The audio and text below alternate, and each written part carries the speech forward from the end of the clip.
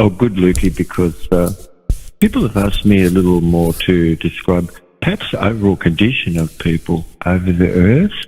And could there be something which you could just say, which is the overall condition of the earth, which is to do with the condition, I'd say that it's cystic fibrosis. Most may not have really heard much about that. They could have heard that, you have stiff muscles or your joints and your body aches a bit and this sort of thing. But most won't know that that's a jaundiced condition. Wow. Okay. And all conditions start with a bit of a jaundiced condition of cystic fibrosis. And those that are born in the East, nearly 100% are born with jaundiced condition, and 50% of those born in the West here also, and it sort of clears up for them somewhat over the first 4 months, 4 weeks or so. But a baby's skin, where anybody could have tasted or licked that, parents could have said that the skin of the baby tasted a little salty. It's usual it wouldn't, but that if the skin tastes a little salty, it's evidence of sort of like blocked ducts and things not open and plugged. And basically, where you could say that an epigenetic condition is you can have less than allowed a protein, amino acid, to be present that lets salt be not excreted but held onto. And when you could imagine that most of our condition is sort of something which could have been in an ocean environment where our cells are, and all the organelles in our cells are floating in a sodium sea, and that sodium sea is different from anything from the land because it's only potassium on the land, but sodium more in the sea, and so our blood is salty. It's got sodium chloride and it has massive amounts of calcium.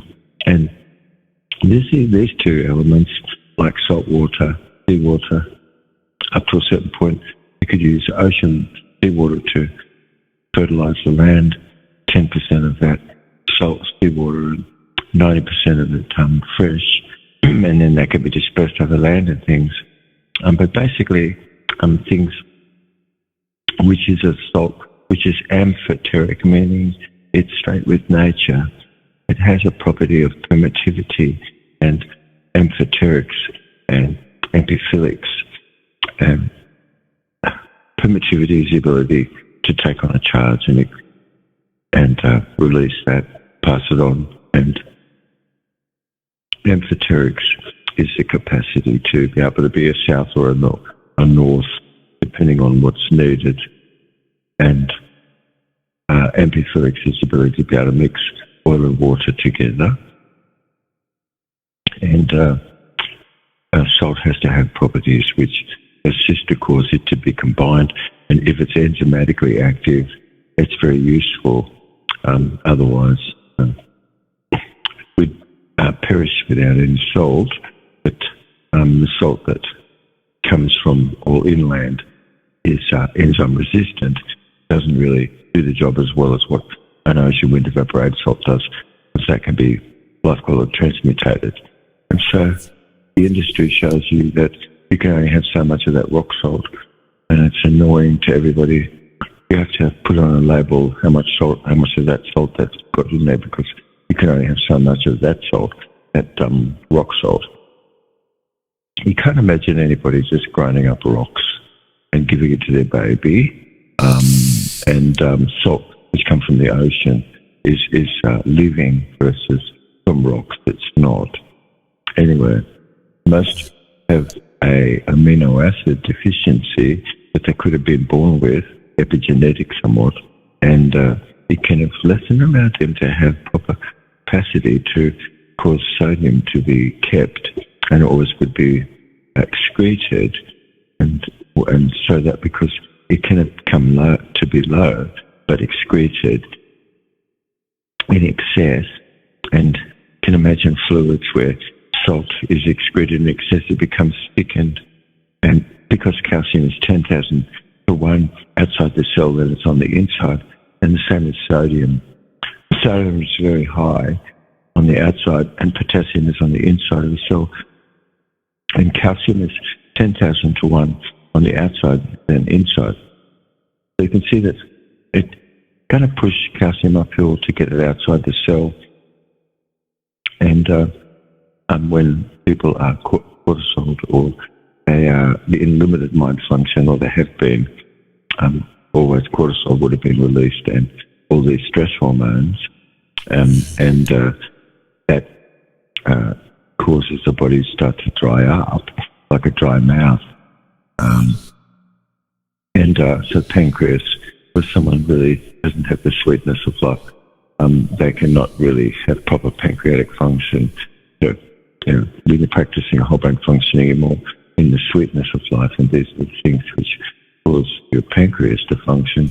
And 26 grams more or protein is produced in your intestine every day, and it's producing all the essential fatty acids and everything that you need, that somebody could take care of what this is. But when we're born, like I said, in the East, vast majority of people are born to autism, 50% here, and it's really not so rare that all sorts of hepatomegaly types of conditions affecting the liver, and hyperbilirubinemia, which is excessive bilirubin. All of these things are fairly abnormal, but rife today. And hepatic enzyme is not uncommon, showing up that some liver challenges existed where someone's only maybe 6 weeks old.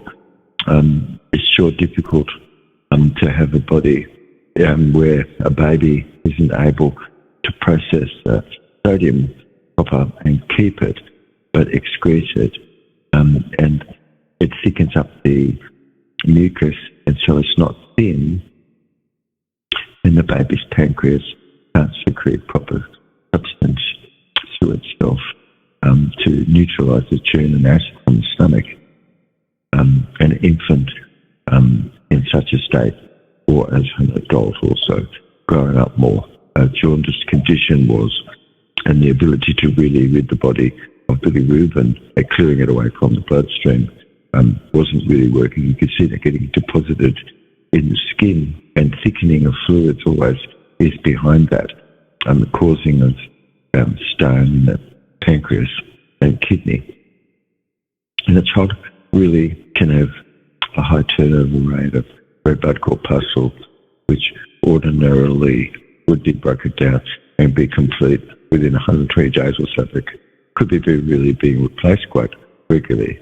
And as the liver and the pancreas can't empty itself because the fluids are thickened because calcium is in excess. So when cortisol is raised because someone is in limited mind function and they've only been conditioned to have a don't work, can't should, try but must only as a preferred mode of sorting information, mostly what they only ever processing information from polarization and meta-responding, going over stuff but not being able to exit.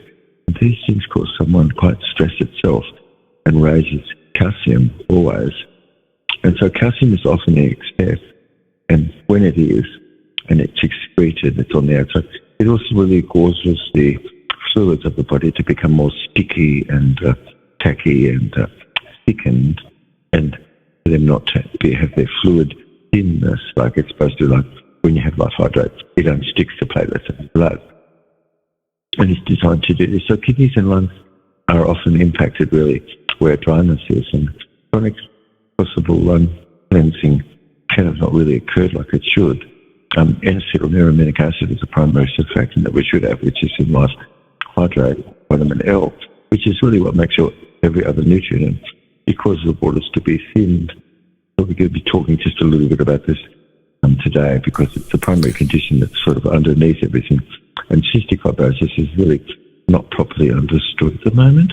And so because of it, most don't know that an altered carbon dioxide level of the cell, and also an altered nitrous oxide as well, is going to cause the body not to really be able to have substance to vasodilate and open up these very, very small tubes, which course, blood to be filtered through the kidneys and other places. And being of all these organs, like we're talking about, is the pancreas. I mean, the pancreas has to pass its substance on so that smooth muscles that surround blood vessels and things like that can be relaxed and dilated, meaning opened up, so that the juices can pass through the pancreas to be able to cause smaller particulate of food you've eaten, so that it's turned into an osmolytic element that can be absorbed across the membrane. Otherwise, someone could have conditions really which is because, like, even if considered blood type incompatibilities, like ABO incompatibilities, one sort of should look into these things. But dyspnea and anorexia and sort of painful coughetness and anxiety and bulky, greasy stools and sweat, which you could obviously see salt, that's been excreted from the body. And so there's an often condition of constipatedness and diarrhea going on, bouts of, and all risks of autistic types of Asperger's symptoms and condition. And it was for me just to see that most of all these conditions really had a condition more in the gut as well, that you could heal and help heal more of the behavioural conditions as well. But it's all a risk to conditions where autism is, and degrees of autism, including like Asperger's, which is the conditions where, unless these things we're just talking about can be checked, it's a frequent bulky, greasy, sort of smelling type of stool, often sort of diarrhea-ish, and mucoid type foul smelling. Most of these kids are born already in amniotic fluid, which has meconium ileus in it, which is the fecal matter from the baby, which is if you eat live food during the pregnancy, and we don't really have any of that meconium whatsoever in the fluid. But it's typical that most born babies can be born, and certain it is, you can see meconium already, the baby's being taking poops and having to poop more into the mother and the amniotic fluid. And overgrowth and abdominal pain and watery diarrhea types of stools and this sort of thing, and overgrowth of bacteria goes on in the intestine. And mothers can often not keep the plug until the uterus is ripe, which is just before birth, usually, but not where stress is. The plug can be lost early and the uterus not ripe. Most people don't know, and a lot of people are just being acted upon. But if you were a detective and you saw what was, you looked into things, you could see a defective protein, amino acid, starting at the beginning of our talk, which is in short supply, and it really results coming from a genetic and epigenetic type of factor, which is really not favourable to sodium, proper transport we're talking about, and so it's excreted more than it should be, and it causes fluids to be more thickened as a result on the membranes and stuff, and coagulated, and it causes fluids to not flow properly through the intestine. And many mothers can have been given nephrotoxic, meaning kidney types of toxic types of antibiotic, and wrongfully administered can all of those cause various kidney types of conditions and failure, and chloride levels cannot be present proper. Amino acids can be broken and not available as much. And then the chloride molecule has to be larger, of course, but really low if it's between 30 and 60 micromoles per litre.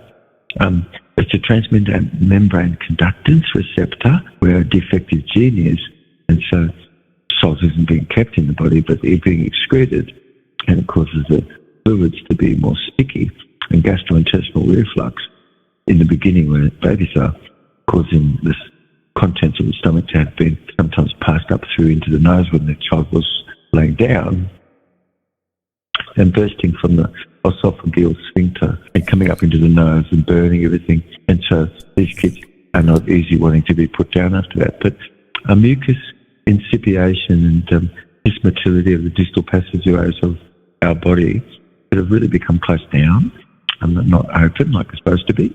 And especially small moments where mouth breathing is going on. And do you know if you're mouth breathing any point in the night? Because you shouldn't be. You should be nose breathing. Of course, gastroesophageal refluxive types of conditions and the small bowel overgrowth, the bacteria like we're talking about, is often present, and puffiness really is around the eyes.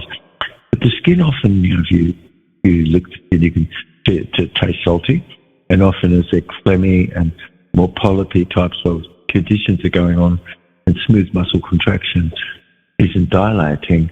And so trypsin and chymotrypsin, you can look to see what's happening where the stool is, to see what enzymes are existed or not, and if they're present or not, the pancreas. But if stone is in the pancreas, which is typical because of high phosphate diet and high methionine diet and dead food, not live food, and eating a lot of consumed molecules of death, which is N-acetyl N-glyconeuminic acid and other types of surfactant, which is found in insects and fish and bird and pigs, which is not a surfactant that you and I have any capacity DNA to be able to break down. And so these things just act like prion and interfere and cause neoplastic condition, which really is a tissue beyond the economy, which should really be there. And so coughing and wheezing can all be noticed a bit earlier on. And mutations in the DNA receptor gene can be shown typical. Whereas the 1p36 gene can often be knocked out and shows sort of a morbidity and not a capacity really to be able to think straight per se. Also, there's the VMAT gene, which is the God gene. These two genes really are involved more in neurotransmissions and this sort of thing, but other things as well. And really not functional. Can't sort of cause somebody to really have transpersonal consciousness much, and sort of only be looking at people and looking at the world in a different way than what we ordinarily would be. So micro niches where things exist like that could be in a family and could be within the body, of course, and it could be situationally specific where things like that come out because of stress more, but it might not really be elevated unless you really could see an elevation of sweat chloride level, that you really do have a state of cystic fibrosis. It's typical then someone's sweat would be relatively free of salt primarily. And when anemia is really rife, which it is, where these children are with jaundiced skin, it's typical that anemia is really rife where there is in the colour of the stool also, and it really decreases the comfort where eating is. And straturia really is an impaired osmolytic assimilation and from a lack of proper digestion. As we've been talking about, fat malabsorption and really not proper essential fatty acid synthesis, then this is really not working like it should in a chain of body. Very important, these essential fatty acids.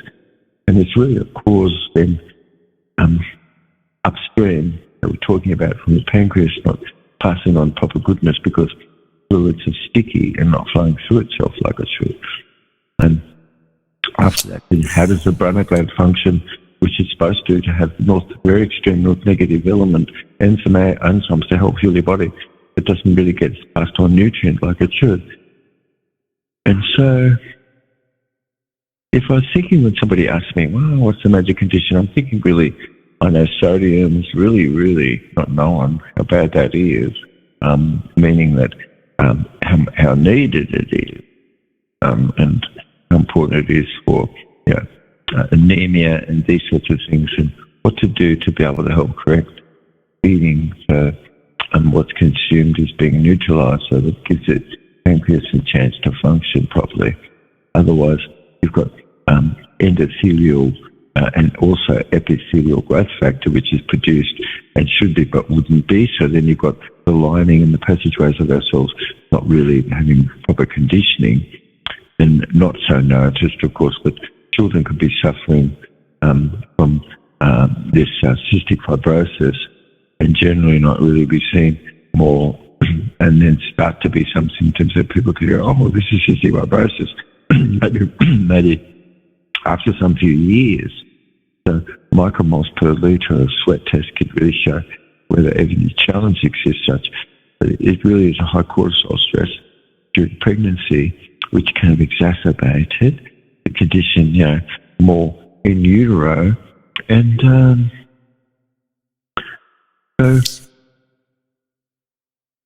I think that you're getting a bit of a picture, and maybe might I say just something a tiny bit about cortisol and the thyroid, and we'll just see how we go.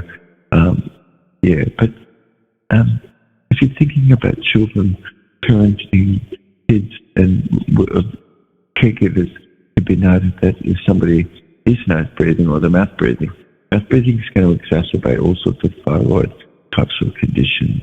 If someone snores, they breathe through their mouth, this is going to really impact the thyroid and all the organs, and also the arteries diameter, because if carbon dioxide is a smooth muscle dilator, and if you're mouth breathing, you're breathing off all your carbon dioxide. So how's your blood vessels going to dilate, meaning open up? For instance, when you sleep, you've got a non-rapid eye movement, like non-REM stage, and during that non-REM stage, the blood vessels open up, you see. They go from 1 to 2 sort of millimeters, more or less, to 3 to 4 millimeters, increasing the flow rate sort of during sleep, which is supposed to be your temperature dropping all the way through your sleep until you wake in the morning. But a greater than 100 meters, 100 centimeters per second, really, a reduced peripheral resistance could be. And it's the cause, really, of also anemia and these things, because when you sleep, it's the only moment in time that you're able to break down substance which is not meant to be there. But what happens when your body can't detox? It often then is disrupted from its capacity to be able to provide nutrient to actually absorb new element as well, like iron, for instance, in anemia. And so what to do but to actually assist to help the pancreas have the proper function so that you can absorb more iron. And like the life colloid that we have really has plenty of iron in it.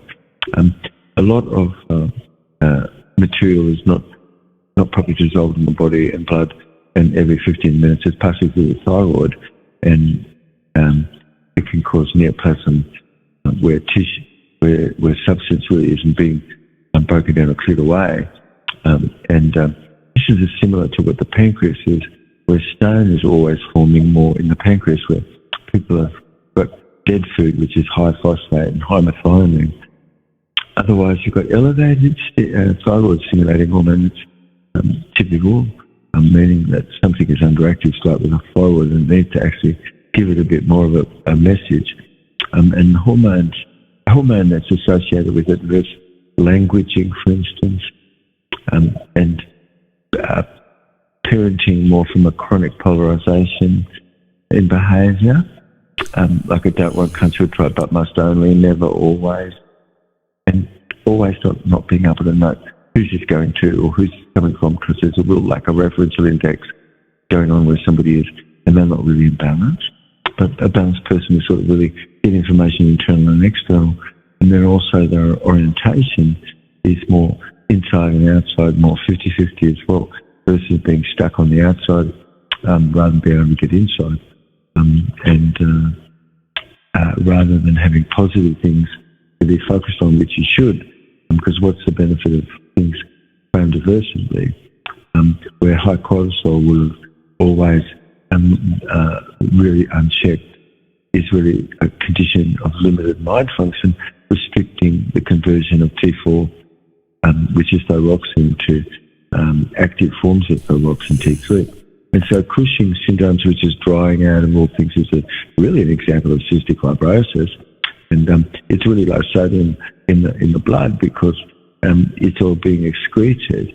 And it's really, you could see stones in the thyroid and they're very, very high stress. But if you manage the stress, you can really help heal up thyroid, things like that. But a slow fatty hump could have been formed between the shoulders, and the face starts to look more rounded and scratch marks more purpley. And hypothyroidism really excretes 13 different neurotoxins, which is metabolized where we're not, we're at the condition of pituitary activity too slow, or of an increased condition where cortisol is. It can exhaust the adrenal glands and cause overall adrenal burnout, for instance. The polarization of metal responding, meaning sorting for the opposite doesn't fit and what's obscure, for instance, or not being able to exit, produces high levels of adrenocorticotropic hormone, which is stress. And then that impacts the pineal gland, causing it to more solidify with calcium and be cemented. But by 3 p.m., body in the afternoon can have been ready to crash or to relax, because it's typical that bile is flowing, and that's a moment that would have to assist to help with eating and consuming things naturally. But the heat resistance of the imbalance and a palpation going on where you can sense anxiety and muscle weakness and excessive sort of stress response, having been more hardwired. So it always is just natural, rather than somebody being congruent in their processing. They always are sorting with a don't work, can't should, type up must only. And this really impacts the thyroid and the kidneys and the pancreas, like we're saying. And cortisol dehydrates by robbing sodium from the body, and it gets excreted, like we're talking about, and robs magnesium also. And so the body really isn't able to detox.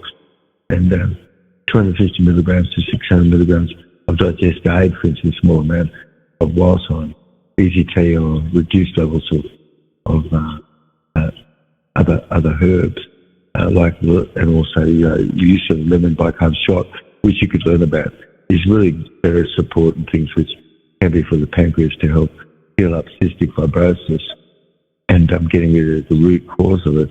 But it's a disorder of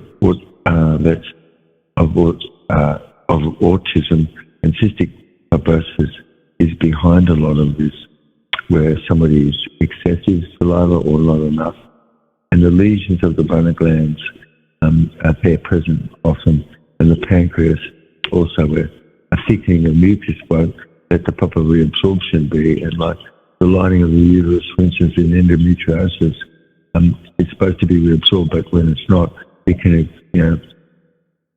wreak havoc more on the body. But the pelvic area, for instance, for her, is supposed to be a pH of 3.9 exact. And what happens when that's not? Because the colon is so, not in the proper pH at all.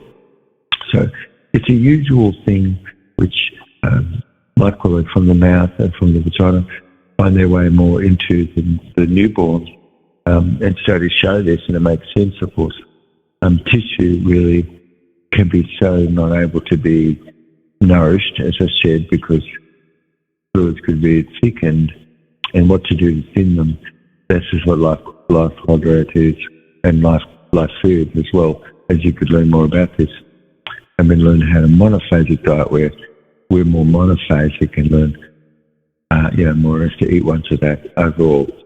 Tissue thickens otherwise, and then the pancreas does also, and the uterus and prostate all sort of somewhat in hemorrhage, an excessive nutrient, or ends up getting broken down and coming to be more estrogenic as it's typical, and it's because of estrogen sort of dependent types of conditions of insulin not being able to be sensitized to produce and absorb excessive amounts of hydrogen from the blood, and blood under the state of cortisol really is a fibrocystic type of condition ongoing, and iron deficiency is really a lack of sodium regulation, and so you've got to really bring that sun-dried ocean wind evaporated salt in, and learn about Jubb's cell rejuvenation, which I think is really pretty amazing. And cortisol that we've been talking about really in this program today with each other is a stress city type of thing. And cortisol really in high doses causes no osmolytic element really much to be acted upon by the pancreas. So it's indigested, and protein is also very high in calcium, not kept out of the cell, causes excitotoxic types of conditions.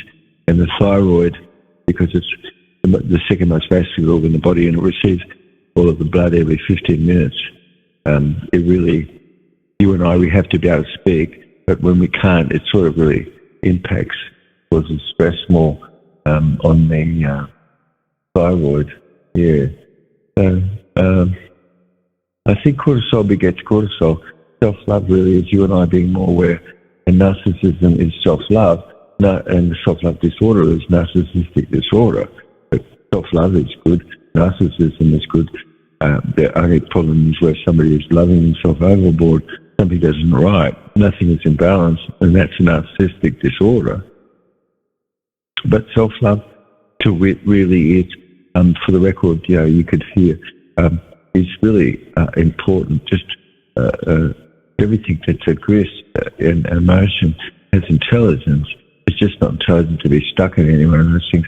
But we shouldn't really be, we should be open to where somebody's boundaries are and know where those things are, rather than rejecting other people's boundaries, where these people often do, and push those boundaries. They're not caring too much to switch,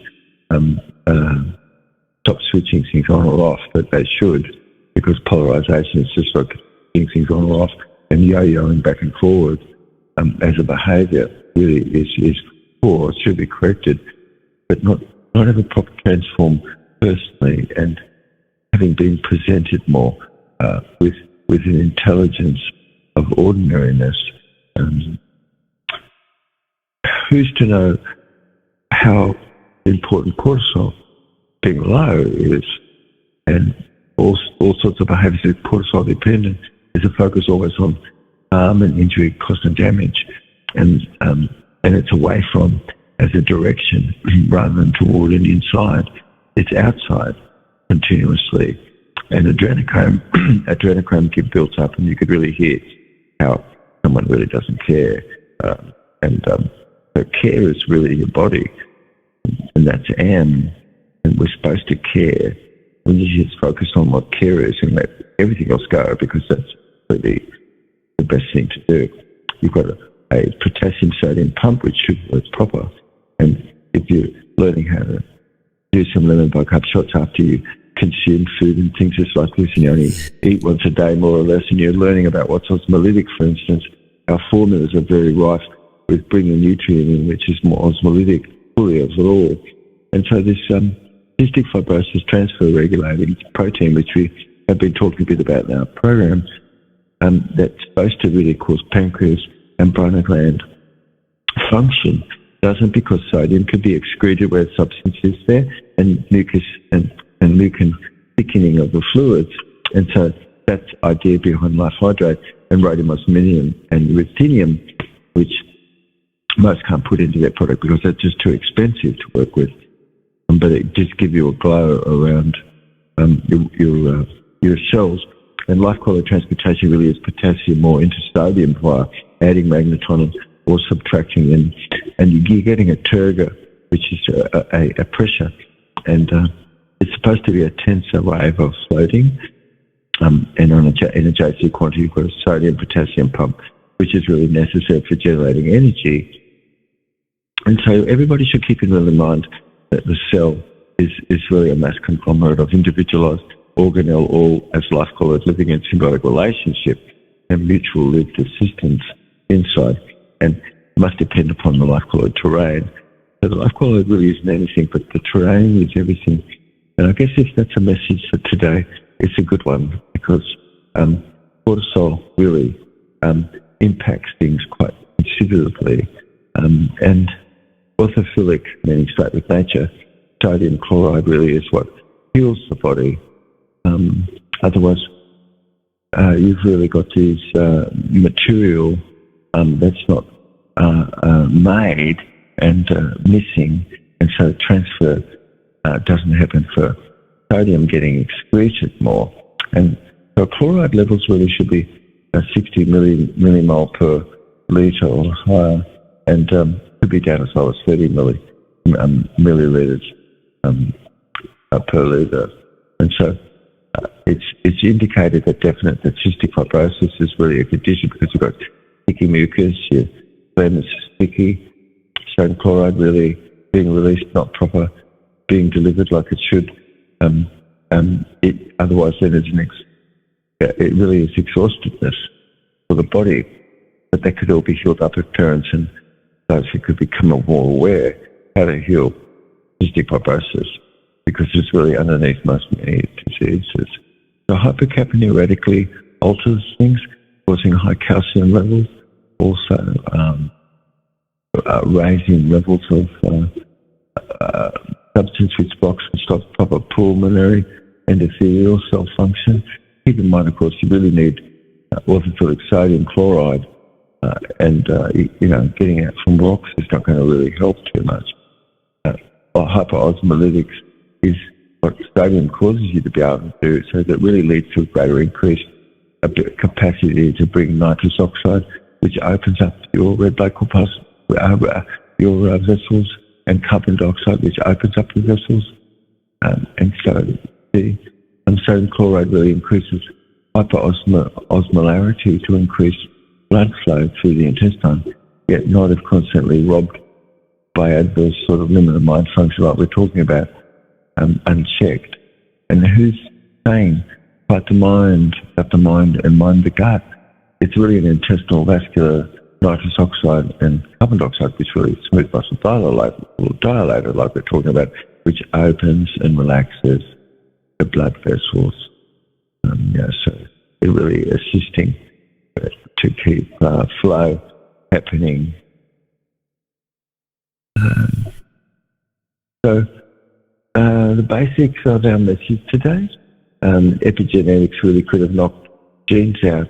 The product, of course, is assist cause the replenishment and conditioning of DNA as it's supposed to be, salt not kept for the sticky fluids.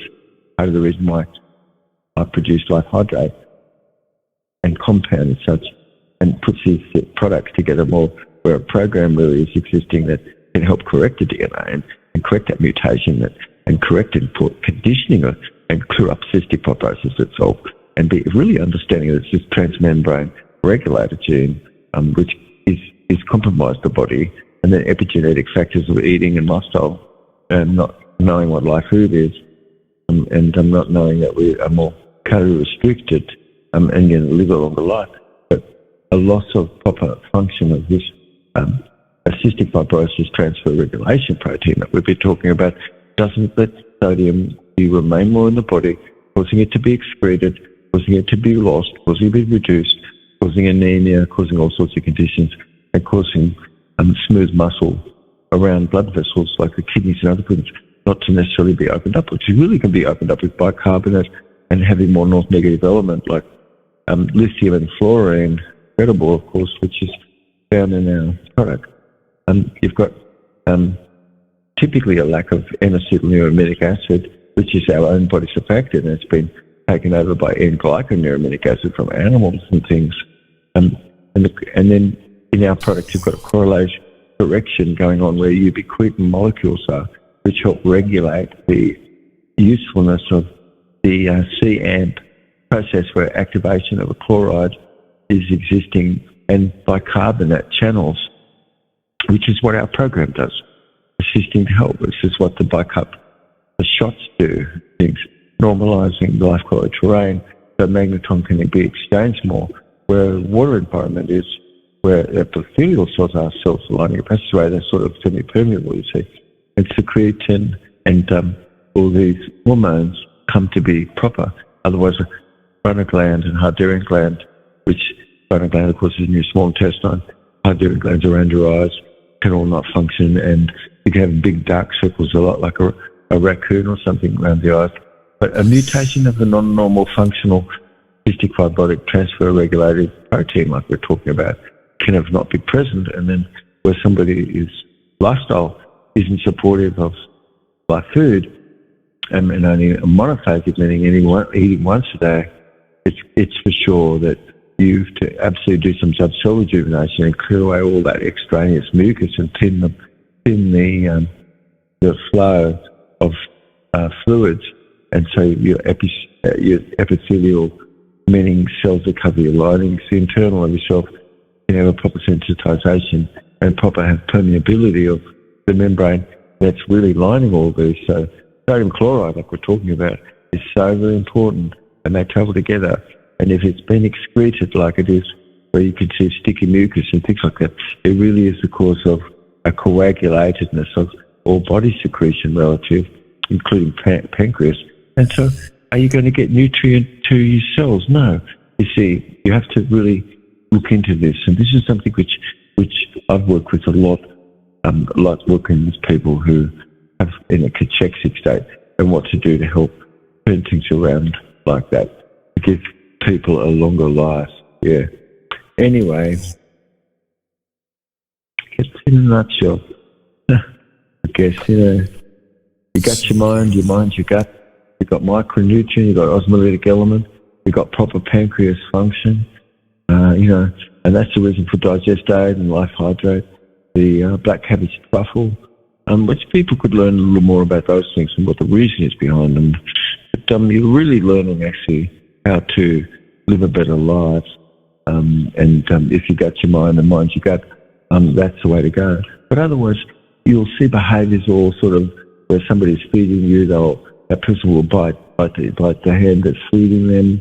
You see behaviours that's really typical of phlegminess, and it's really a tinderbox of things of polarisation, often behaviour-wise, and meta-responding not being able to exit an infection and the cause of a thickened mucus, or typically we could see yellow skin and environmentally sort of like a lacking of luster. And saliva typically is similarly not properly dispersible where the water is. It's evidence of cystic fibrosis there going on. Thick mucus acts as a barrier to defend against some biological particle, but what happens when that's going on all the time, and how's that going to affect your fluid flow? Obviously, it really is a disaster. And how come these things aren't really being talked about like they should? It's a properly kept life-colloid terrain, which really gives you and ensures you've got really gut-mind-gut connection proper. And it's the submucosal sort of glands where you are, where airways are that produce mucin and also mucus. You've got cilia, which all sort of got their little uniform sort of sweepy pulse and things. How nice.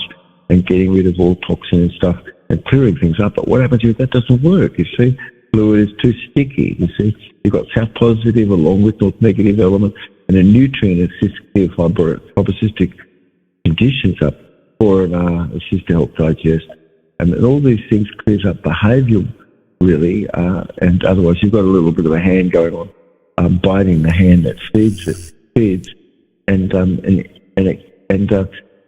4NR really is wonderful because it acts as an expectorant to clear things up like this. So where somebody lies down, of course, and they're in repose more, they're going to actually build more carbon and actually get more oxygen exchange because they'll actually really quiet their breath down more.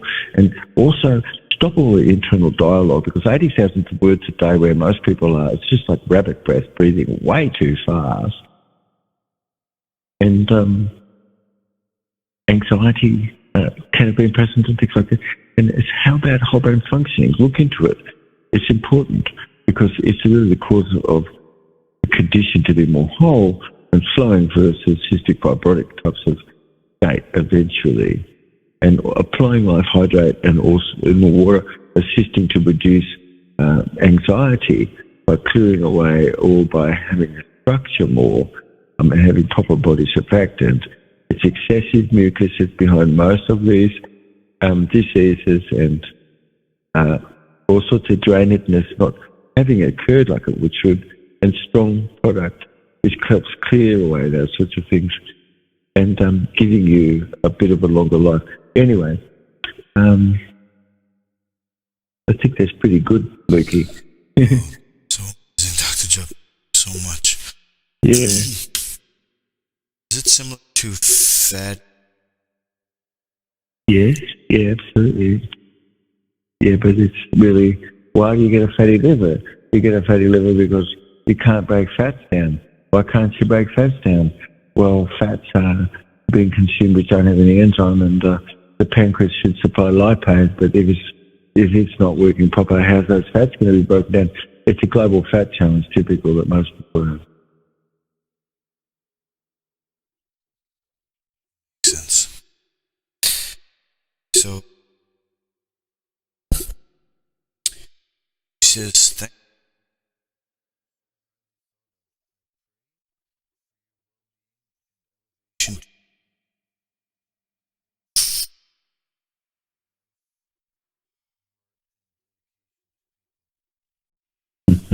Thanks, Mary. Yes, that's lovely. I think to Mary and everyone, our sisters, I care so much about greatly because, when women come together, our sisters, you really have a revolution. But not before that, in fact, because, it's really the women once they get hold of something. It's sacrilegious to have frozen logos. It really is.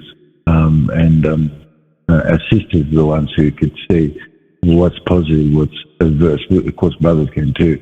But it's like the emotion of the sisters are just not going to stand for what's sacrilegious, fully. No, you see. Many suffer, of course, and not anybody's really being taught proper how the ovulation cycle really, for our sisters, is not dependent on menstruation. And things just like this is so important, but that's a mucus discharge at the end of the cycle is a clear mucus discharge. And a mature egg really, if it was attracted and came down picked up by the fibrae, which are little ferns that sit above the ovaries, and one of those eggs that's ripened, let's say, is picked up, but perhaps it's not. Now it's on a journey for between 12 and 24 hours down the fallopian tube with little cilia that help sweep it down. And it's only just during that period of time that this sperm could have been fertilized. Otherwise, then fertilization doesn't occur. But if fertilization occurs, it's going to go down and it deposits itself in the endometrium of the uterus. And the ovulation surge, for instance, around the 12th to 14th day, you've got a luteinizing hormone and via pituitary types of maturing of the egg, for instance. And it's only where the fibrae and the fallopian tube can have picked the egg up that's fertilized, that would get fertilized if it was, otherwise it gets deposited in the endometrium. And it then, as blood builds up, and then as progesterone no longer is existed as much, or is estrogen, because the pregnancy doesn't exist, then a clear mucus discharging, and then all the red blood corpuscle is reabsorbed. But not if, conditions exist of debris there, like toast, spaghetti, all kinds of stuff. There, it's going to be just hemorrhaged instead. So it's really on the side of where crampedness could be more typical. It is that's the ovary that's releasing, and temperature rises during the time of that, and also increased libido does. And mucus is slippery, more spin bark, and breasts enlarge slightly. Of course, your sense of olfaction comes to be really, really more heightened. And about the 28th day, if the egg wasn't fertilized, it's really going to be just where the red blood corpuscle is in the endometrium all reabsorbed more back into blood itself. And you're just only having a clear mucus discharge at the end of the cycle first, losing a lot of line because of hemorrhaging. The egg really is surrounded by the corpus luteum, which is a yellow little casing, and continues to produce progesterone for a moment of time. And if it were pregnancy has existed, it continues to produce progesterone. Otherwise, it slowly reduces, and then that's the end of the cycle more. The pituitary stimulates ovulation, of course, via the follicle-stimulating hormone. And where an egg really is produced, of course, you've got progesterone coming out of the corpus luteum, which was the casing around where the egg was. And as I said, if it wasn't fertilized, then that slowly diminishes and the egg casing no longer producing progesterone, all of that drops. And so the blood buildup then becomes reabsorbed by aggregation, fusion, differentiation back into healthy blood. And then there's just a clear mucus discharge at the end of the cycle. And so our sisters can remain fertile for a long, long time. Studies show that that's the case.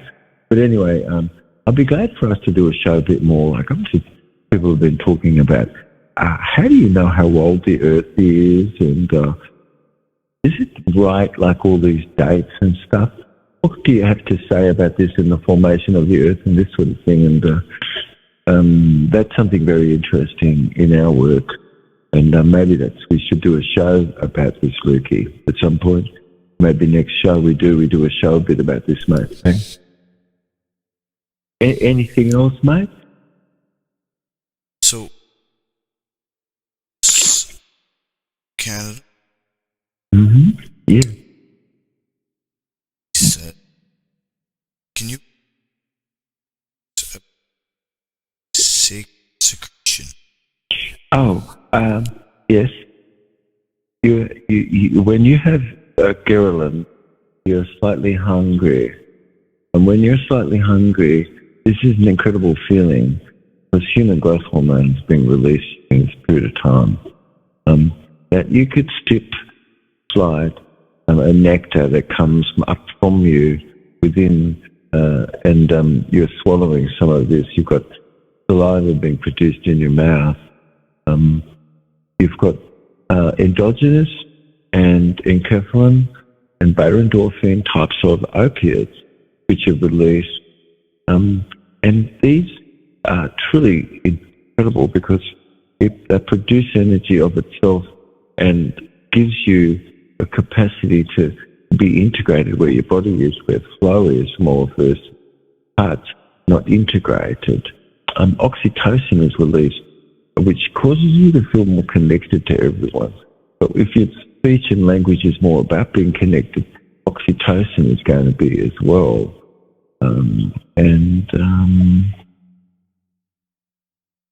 A natural condition is to seek agreement, and you don't have conflict.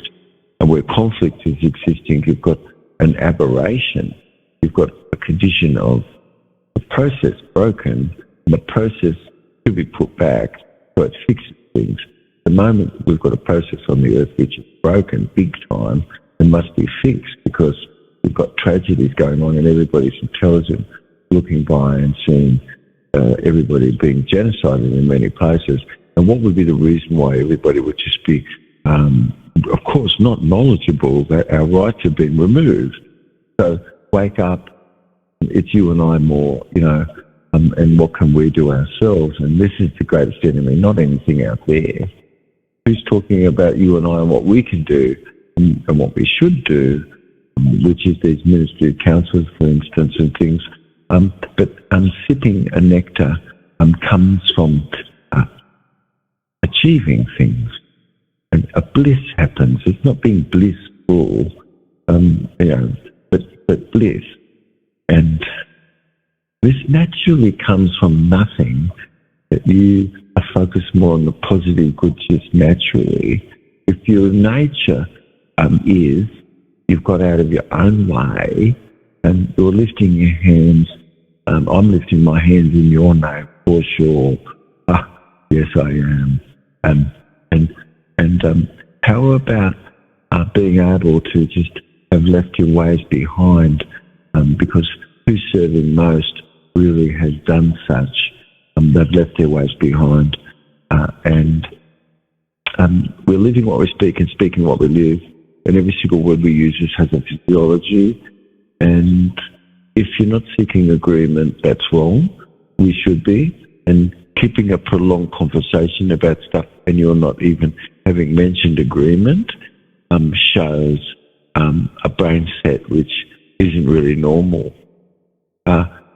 the news and all sorts of things doesn't follow a proper logarithm showing you that it's not coming out of anything normal, matter of fact, because otherwise it would have a proper logarithm, which it doesn't, you see. So you can see synthetic, artificial, redacted types of conditions where people cannot say no, but an endogenous opiates, beta endorphins, enkephalins, and these things are really naturally sipped. And when you lengthen the inspiration through your nose and you've focused your consciousness like more on the inspirative aspect of the breath versus like a breath out, you're in more a creative moment where, and a creative state of being versus just a state of mind. It's really not a state of mind. It really is a way of being more. Yes. So this comes from nothing, and everyone should learn how to be nobody rather than being somebody. And everybody's trying to be a body, and it's like, mate, that's wrong. How about just clearing that away? Learn how to be really good at being nobody. And so now you're going to be more spiritual, you'll be more eye-aware versus everything is linked to how does your knee feel, or how all sorts of things of your body function itself. It's moving toward the things which is more civic-minded and being civic in care. And the world really needs this right now, very much.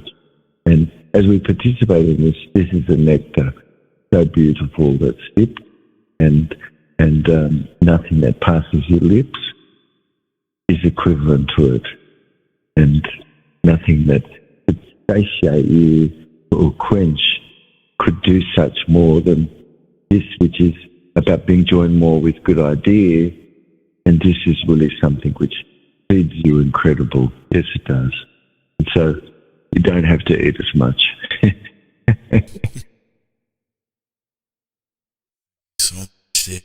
Oh, love you, Lukey. Well, when we do another show, I would love for us to talk about, the age of the Earth. I think it's a really good one. We should think some great surprising talk that we've got coming up, mate. Yeah.